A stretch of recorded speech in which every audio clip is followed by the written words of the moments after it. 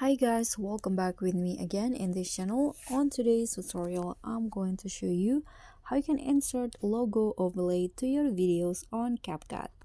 So here I'm using this background, for example, and I want to add my logo into my video. So what you need to do is just use this overlay button.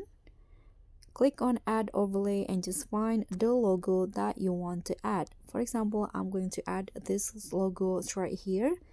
Now click on the add, and here you can adjust the position to your liking.